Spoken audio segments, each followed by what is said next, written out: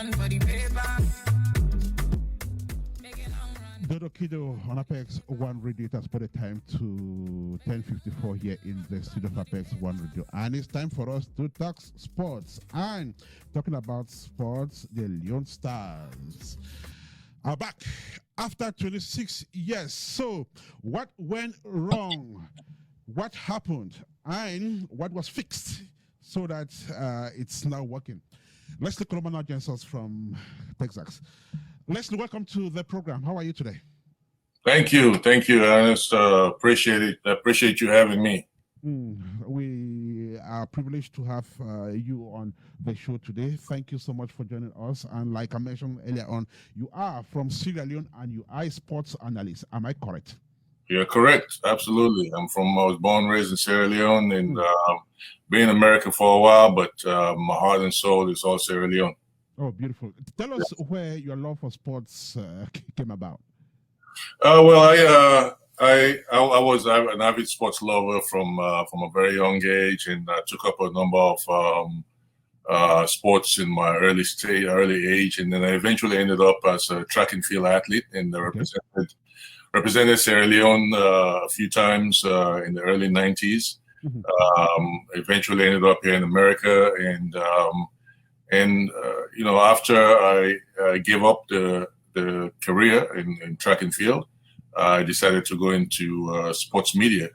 And so back in the early 2000s, I founded African Sports Media Network, from which I put together. It was at I went to the World Cup in South Africa in 2010. Okay. And it was at the 2010 World Cup that I decided to launch the African Sports Monthly magazine, which is Africa's one and only comprehensive sports magazine. It's the only one that covers all sports disciplines. We've had few other magazines in Africa, but most of the ones that we've had in the past is only on football, as you're saying. But I founded the one that will cover all sports disciplines. Basketball, track and field, and all of that. So that's my background in sports. From my early stages, where I did a number of things, including martial arts, and then eventually ended up being competing in track and field at a high level, and then eventually ended up as a sports media owner and journalist at the same time. Yeah. Let me take you back to the 2010 World Cup in South Africa, which was the first the continent was hosting. You were at that great rendezvous. How did you feel as an African attending that event hosted by the continent for the very first time? It was a special feeling because it was happening on African soil. So you could feel the energy, you could feel the excitement that Africa finally had a chance to host the biggest football showcase in the world and on its own soil. We've been participating for years since the World Cup started, but this was the first time that Africa had a chance to host it, and it was rightful because we didn't want to get to the 100-year anniversary of the World Cup without Africa ever having a chance to be a host. Right. So South Africa presented that opportunity, and so it was a great feeling. It was a great feeling being down there, and even though we're yet to have the right number of participation on the World Cup stage, we still feel like it was a massive and huge opportunity for Africa, and so I was excited to be there. I was excited to be part and parcel of covering the World Cup happening on African soil. We are speaking to a sports media executive. Leslie Koroma is his name, founder of African Sports Ventures Group in Texas in the United States of America. Leslie hails from Sierra Leone, which has qualified for the 2022 Nations Cup. And in the course of our conversation, we will be talking about that as well. Just quickly tell us about your sports magazine, what its periodicity, and how does the content look like?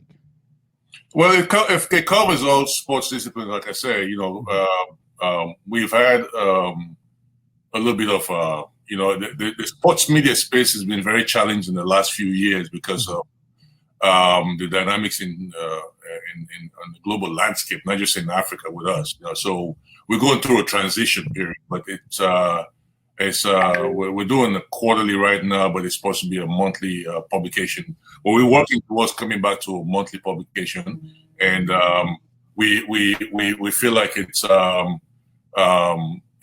covers all sports disciplines, like I say, from basketball to boxing to track and field to football to the business side of sports, because that's one thing that we have not been very good at projecting, or kind of embracing, because we need to embrace the business side of football, right, for us to do well as a continent.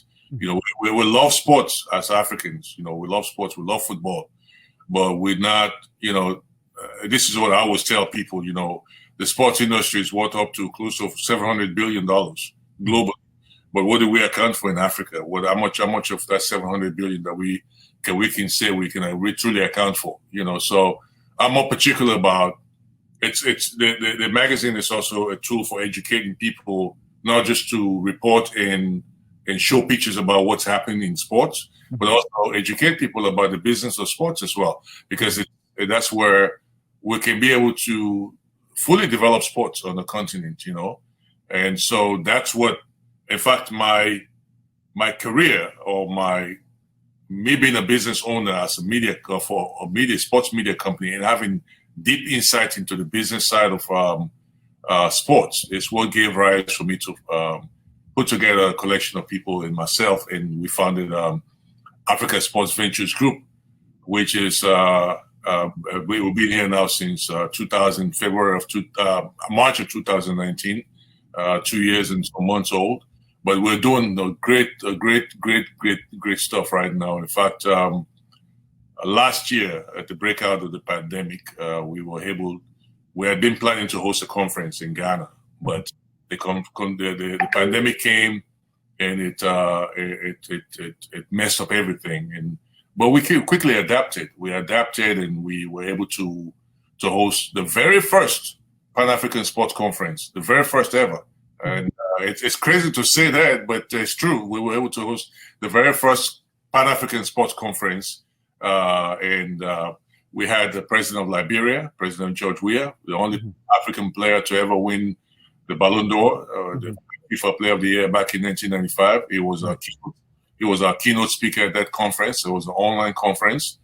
And then, we've been fighting through, like every other company that as a company, to come out of this pandemic. And right now, I know you were talking to musicians, some musicians a while ago, and record label owner. We launched what we call the Africa Music Challenge, because we're a sports and entertainment company, Africa Sports Ventures Group. So we launched the Africa Music Challenge back in February of this year, 2021, February 15, and it ran all the way to May 25, which is Africa Day. And we crowned our champion, who was from Botswana, Oliver Alaole.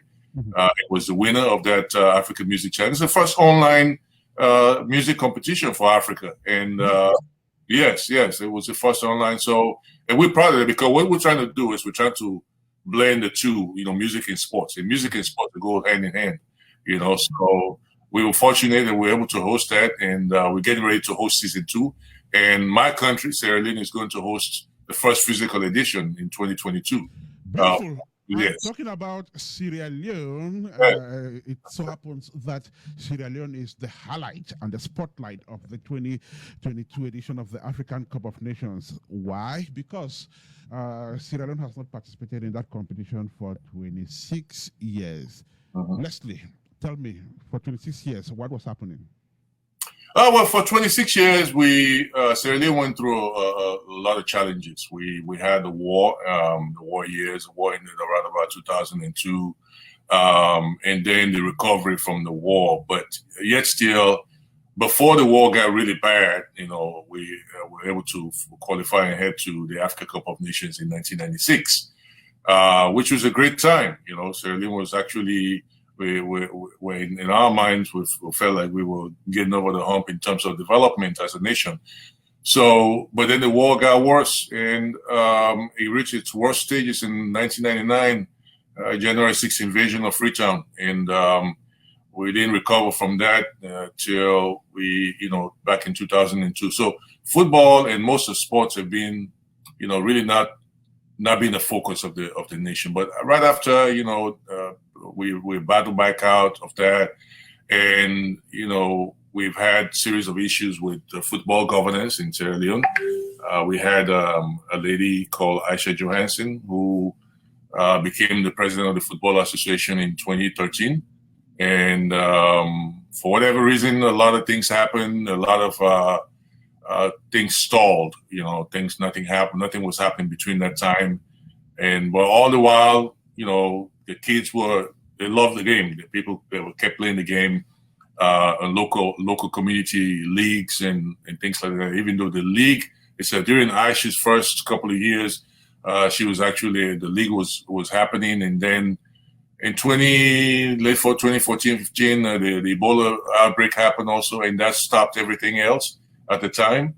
And after the Ebola outbreak, football could not resume for whatever reason.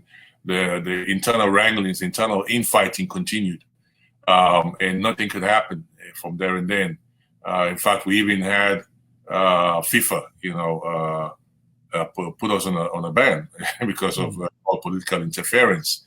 Okay. So, but fortunately, we've had a number of young boys who have been out in the international scene playing in different leagues overseas.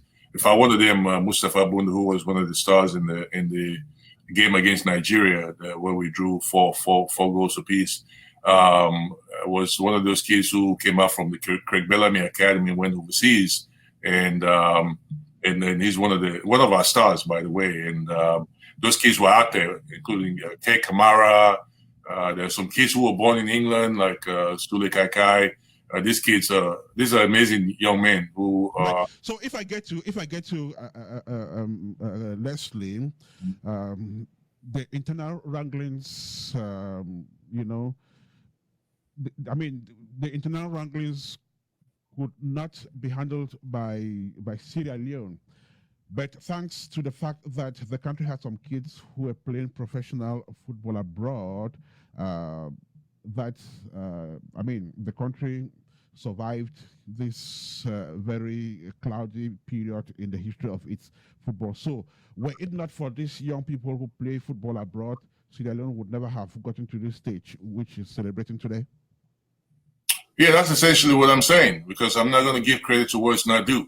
There was nothing happening on the home stage, in terms of building a foundation, in terms of grassroots, the league, kids playing for, and developing, because the league is supposed to be playing so that the young kids at home could develop their talent. When you don't have, if you're an athlete, if you're not active, it takes a toll on you. Eventually, when you go out there to face competition who are much more advanced in their conditioning, it's going to tell.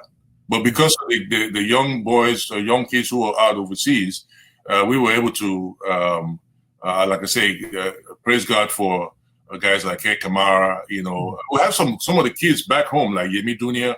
That is an amazing young boy who's coming up. And I personally, I put him right up there in terms of talent level. There's another one called Musa Tumbo.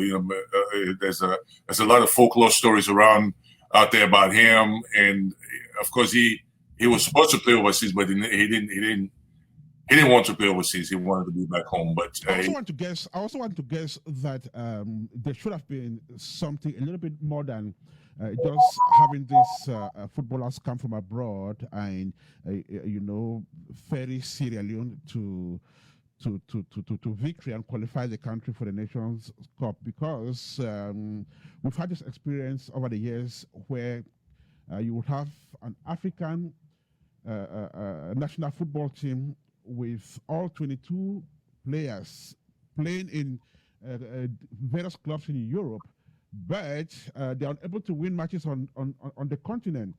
So there should have been something which that team had, that accounted for this performance. So, what is that thing? Were they able to come together and just make things work? Was it a coach? Was it a level of understanding of the players? Did they have much time to practice together? So, what actually accounted for this? Well, look, we have an amazing coach in John Keister. There's a young coach, African coach. Of course, our own homegrown. John Keister is an amazing coach. He has been able to muster using his leadership skills, and of course, he's a former international himself. Played for Leone Stars and played in England for a while before he went back home to offer services. Quite a up and down situation with that till he finally got the job. And I would say, thanks to Miss Asha Johansson for finally seeing the value in John and putting John in charge of the team. So, in a way, there have been a number of, regardless of the wranglings, there's a little bit of contribution that I would say Aisha played in the eventual success. But let's just say Sierra Leonean kids are talented, regardless of whatever. Like I said, they've been busy playing football on local levels, community leagues, and that type of stuff. And so regardless of whether the National League was working, the National Premier League was working or not, you still had football happening. And then when the new government came, this current government of President, His Excellency President Julius Maada Bio here initiated, this was during the ban, initiated the National League to go on regardless of whether we were part of FIFA or not. So I think that too in itself was a contributing factor in terms of putting together all the pieces that came together to give us this chance at going to, first of all, to qualify, to beat Benin in Conakry across in the neutral ground to qualify for the Africa Cup of Nations. So you have a number of factors, like I said. But I would say if you put it in percentages, I would say 60% will go to our overseas talent for now, and then you will look at the factors, or other factors play, like the coach, John Keister, who's been amazing, and I think to continue to coach this team and continue to coach this team for a long time and grow with this young man who are the talents now, and people just need to step out of his way and give him a chance to do his thing. Obviously, we have a new head of the Football Association, because Madam Asha Johansson, they had decided she wasn't going to continue in the position, and so she backed out from the elections. And so we have a new president called Mr. Thomas Daddy Brima, and I hope he is open-minded and innovative and forward-thinking enough to allow John to continue in that position, and then as a coach, and then also to look at how we can lift up football in Sierra Leone. Sierra Leone, just like Cameroon, just like all the other African nations were diehard, passionate, super passionate about football, sports in general, football. So, yes. Quickly, are you saying that the internal wranglings in the Sierra Leonean FA is history? You don't have those problems any longer? As of right now, I don't see it. It's not no longer there. Okay, then quickly again, how did the Sierra Leonean government react to this qualification to the Nations Cup? Well, obviously the president was over the moon with excited about the win under his reign. Naturally that would be the case. So he was, but what he did was he made a promise to the players that if they qualified, that he was going to give them $10,000 each, plus a piece of land. And surely enough, he came through with his promise and fulfilled, and paid out $10,000 each to each player, and allocated a piece of property, land, to each of the players. So at the beach. Huh? I hear a piece of land is situated around the beach or something. Yes, prime property in the western area, and and a beachfront, and which is really amazing. And it's a great incentive. It's a wonderful, amazing incentive for. So with these incentives, do you think that the team will pull across and possibly win the trophy? Well, they're highly motivated right now, and I have to say, anything is possible. And it's just left up to Coach Kista take them to Yaoundé next year, and work his magic. Stage one game at a time. Because they played an amazing game against Benin. Scored a lone goal by Kay Kamara, and anything is possible. There are no, like I said now, there's no minnows in football anymore. So you can now underrate anybody, regardless of the struggles that Sierra Leone went through. To put together a team that will qualify to the Africa Cup of Nations is testament. So we're about to run with this conversation, Mr. Koroma. I just want to know, how is Sierra Leone mobilizing? How is the country preparing for this tournament? It's a golden opportunity. It's coming after 26 years. It means that the country, should be very focused on it. So, how is Sierra Leone ready for this competition? Well, they're putting the pieces together, as far as I understand. What my sources tell me, they're putting the pieces together in terms of looking for eventually getting to a training camp for all the players, and scheduling a number of friendly matches that will position the team to perform at a higher level. And obviously, given the resources that the team needs in terms of financial and otherwise, to give them all of that to let them focus. Because again, when you don't have focus, that's what will be the issue. If you're worried about this and worried about that, it's no focus. So the government is doing everything in its power. The Football Association, the new government of the Football Association, is doing everything within its power to empower these young men and the coaching staff to allow them to focus. And of course, the citizens are ready to hop on planes and get on the road to get to Cameroon to be part of the action. I personally intend to be there myself. Beautiful. I just wanted to find out how your organization plans to cover this tournament.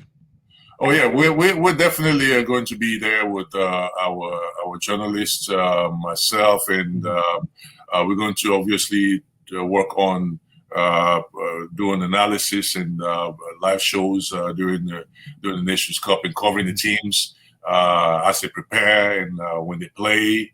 We'll be there for every step of the way. We'll be there. Beautiful.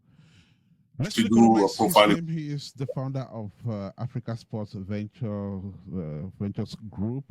He runs a monthly sports magazine as well. And like you just heard him say, he'll be live in Cameroon for the African Cup of Nations in 2022, during which Sierra Leone, which is his country, will be participating as well. So we're going to keep an eye on that, and I will probably do some collaborative work with you.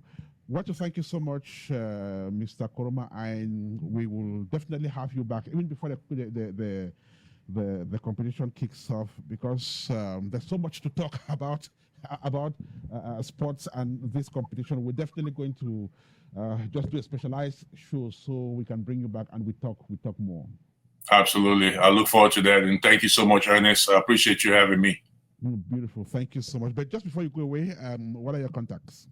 Yeah, you can reach me at leslie.koroma@africasvg.com, or you can reach me at info@africasvg.com. And I guess I can just type that here. So that way, guests can have an access to let me see right here, leslie.koroma@africasvg.com, or simply info@africasvg.com. Either of those are all possible ways for anyone to reach me or reach my organization. Anybody who feels like they want to work with Africa Sports Ventures Group or want coverage for anything with the magazine, we're here and we're ready to do our best to do right by sports in Africa, do right by the Africa Cup of Nations in Cameroon. Finally, the Africa Cup of Nations in Cameroon. Been looking forward to this for the longest. This 2019, by the way. Thank you so much. So, like I said, we will be back with you. Thank you so much. Yours is also a very noble mission, promoting African sports from abroad. It's priceless. So, I want to thank you so much, and congrats on the great job you're doing, Mr. Koroma. Thank you, Ernest. I appreciate it very much, and I appreciate you having me again. Thank you. All right. So, do have a fantastic rest of the day. You too. Okay, so this is African Fiesta. We are broadcasting live from the United States of America. We were just speaking there to Leslie Koroma, founder of Africa Sports Ventures Group, which is a sports promoting organization based in the United States of America. Koroma, Leslie also runs a sports magazine, which has gone quarterly, but is definitely getting back to a monthly. So we were talking about Sierra Leone's qualification to the next edition of the African Cup of Nations. I guess we do some music, but then still to come, we speak with Bohan Ahmed. He is a community leader in the Somali community here in Central Ohio. And when he comes on the airwaves, he'll be telling us more about the Independence Day celebrations, which the Somali community had, thanks to the Center for Somali American Engagement.